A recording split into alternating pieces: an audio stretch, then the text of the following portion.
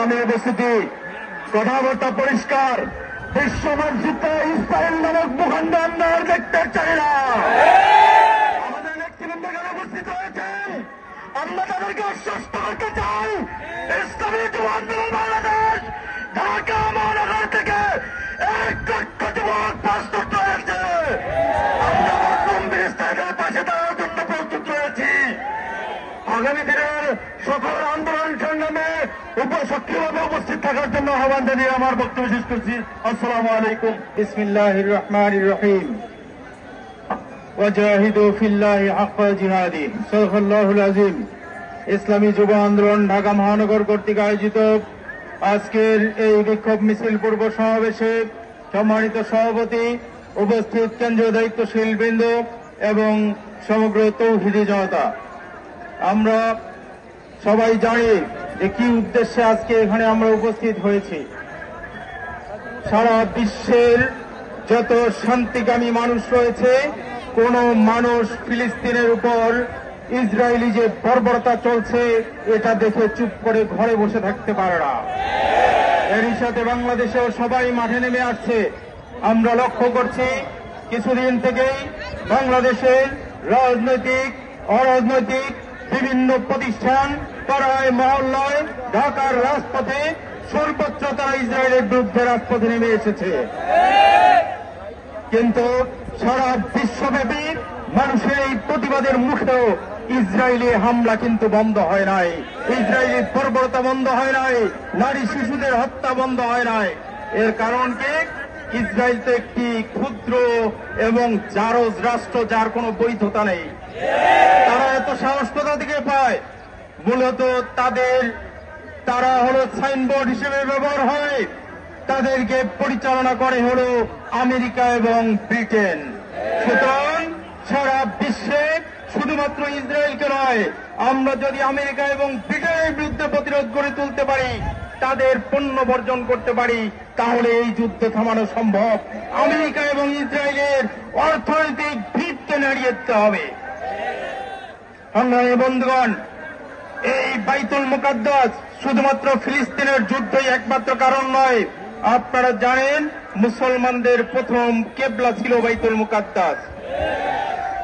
আমাদের নবী করিম সাল্লাল্লাহু আলাইহি ওয়াসাল্লাম নবুয়ত পাওয়ার পরে প্রায় 1.5 বছর এই বাইতুল মুকাদ্দাসের দিকে মুখ ফিরে কেবলা হিসেবে গ্রহণ করে আল্লাহর নির্দেশে তিনি নামাজ আদায় করেছিলেন। পরবর্তীতে মক্কার কাবা ঘরকে কেবলা নির্ধারণ করা হয়। সুতরাং মুসলমানদের প্রথম কেবলা ছিল এই বাইতুল মুকাদ্দাস। শুধু তাই নয়, এর সাথে অনেক ইতিহাস জড়িত। তালুত জালুতের সেই যুদ্ধ সংগঠিত হয়েছিল এই জেরুজালেমকে কেন্দ্র করে। হযরত সুলাইমান আলাইহিস সালাম তিনি জিনদের মাধ্যমে এখানে মসজিদ নির্মাণ করেছিলেন। হযরত ঈসা আলাইহিস সালামের জন্ম এখানে হয়েছিল। হযরত ঈসা আলাইহিস সালামের মা মরিয়ম আলাইহিস সালাম এখানে খাদেম হিসেবে ছিলেন। এরপরে আমাদের নবী করিম সাল্লাল্লাহু আলাইহি ওয়াসাল্লাম তিনি যখন মেরাজে যান, মেরাজে যাওয়ার আগে এই মসজিদুল আকসায় এসেছিলেন। এখানে তিনি নবীদেরকে নিয়ে ঘোড়াকে চড়ে তিনি মেরাজে গমন করেছিলেন। শুধু তাই নয়, কিয়ামত যখন হবে, হাসরের ময়দান হবে এই জেরুজালেম। সুতরাং এটি মুসলমানদের ইমানের সাথে সম্পর্কিত, মুসলমানদের ইসলামের সাথে সম্পর্কিত। এটি শুধুমাত্র ফিলিস্তিন ইসরায়েল যুদ্ধ নয়, এই বাইতুল মুকাদ্দাস মুক্ত করা প্রতিটি মুসলমানের ইমানি দায়িত্ব। যতদিন বাইতুল মুকাদ্দাস মুক্ত না হবে, বাংলাদেশ সহ সারা বিশ্বের মুসলমানরা প্রয়োজনে ইসরায়েলকে তো উৎখাত করবে, আমেরিকার মরলিপনাও ভেঙে দিবে। এরপরেও এই যুদ্ধ বন্ধ করতে হবে এবং ফিলিস্তিন মুক্ত করতে হবে, বাইতুল মুকাদ্দাস মুক্ত করতে হবে। তাহলেই আমাদের এই বিক্ষোভ থামবে। সংগ্রামী বন্ধুগণ, শুধু আমরা আজকের এই মিছিল নয়, আপনারা জানেন দল, মত, ব্যানার সবকিছু বাদ দিয়ে আগামীকালকে একটি বড় ধরনের শোডাউন ঢাকায় হবে। সেটি হল মার্চ ফর গাজা। আপনারা ইতিমধ্যেই শুনেছেন, আগামীকাল সোহরাওয়ার্দী উদ্যানে চরমনায়ের পীর সাহেব আহ্বান করেছেন, বাংলাদেশের বড় বড় শাইখরা আহ্বান করেছেন, সকল রাজনৈতিক অরাজনৈতিক দল, ওলামায়ে কেরাম সবাই আহ্বান করেছেন। কোনো ব্যানার থাকবে না, কোনো কিছু থাকবে না।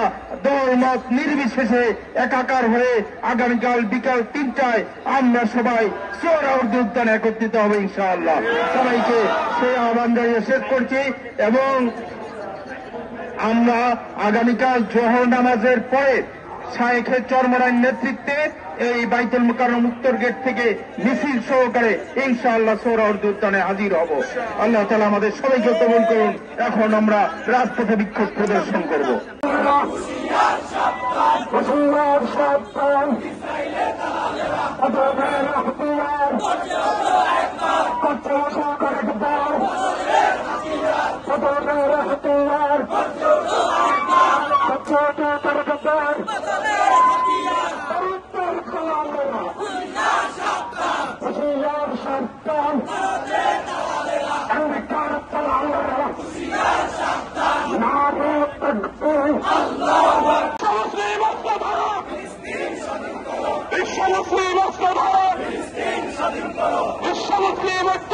ফিলিস্তিন স্বাধীন করো।